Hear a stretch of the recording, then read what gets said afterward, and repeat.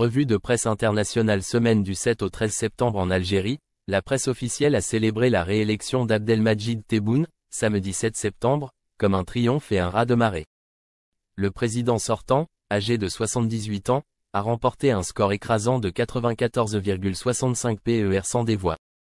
Cette victoire était censée renforcer un régime affaibli par le Irak, le mouvement pacifique de 2019-2020, et redonner de la stabilité à un pouvoir confronté au changement de la société algérienne et aux recompositions stratégiques régionales. Pourtant, malgré ce score impressionnant, beaucoup doutent que cela suffise à masquer la fragilité du régime. Inondations meurtrières au Maroc, un bilan humain lourd au Maroc, des pluies torrentielles ont causé des inondations dévastatrices dans plusieurs régions du pays, entraînant la mort d'au moins 18 personnes, selon un bilan publié le lundi 9 septembre par le ministère de l'Intérieur. Parmi les victimes se trouvent un Espagnol, un Canadien et un Péruvien. Les villages d'Igmir et d'Aoukerda, situés dans l'Anti-Atlas, ont été particulièrement touchés, des maisons ayant été emportées par des torrents d'eau boueuse. Les opérations de secours, commencées dimanche avec l'arrivée de l'armée, continuent alors que plusieurs personnes sont toujours portées disparues. Missiles iraniens, un soutien inquiétant à la Russie en pleine guerre en Ukraine. La guerre en Ukraine continue d'alimenter les tensions internationales.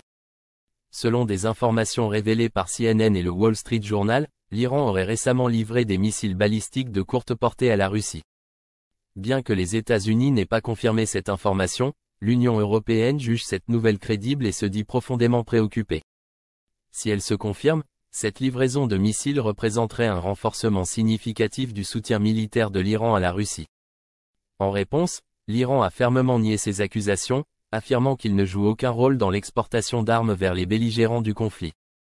La Russie, pour sa part, a réitéré ses liens solides avec l'Iran, en développant notamment leur coopération économique et militaire depuis le début de la guerre.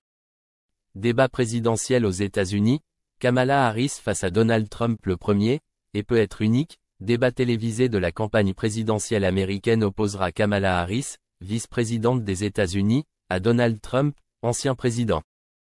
Le débat, qui se déroule à Philadelphie, est très attendu, surtout à 2 mois des élections.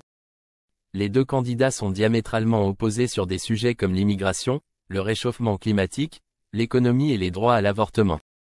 Ce face-à-face pourrait influencer les électeurs dans les États clés, où la course reste très serrée, avec les deux candidats à égalité dans les sondages.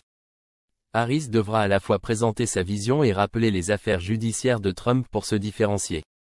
Cette semaine, l'actualité internationale a été marquée par des événements majeurs qui montrent la complexité des dynamiques géopolitiques actuelles, de la réélection controversée en Algérie à la guerre en Ukraine en passant par les catastrophes naturelles au Maroc.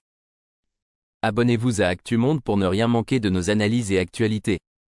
Votre soutien est essentiel pour nous permettre de continuer à vous offrir du contenu de qualité.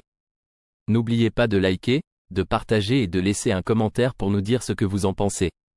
Merci pour votre fidélité.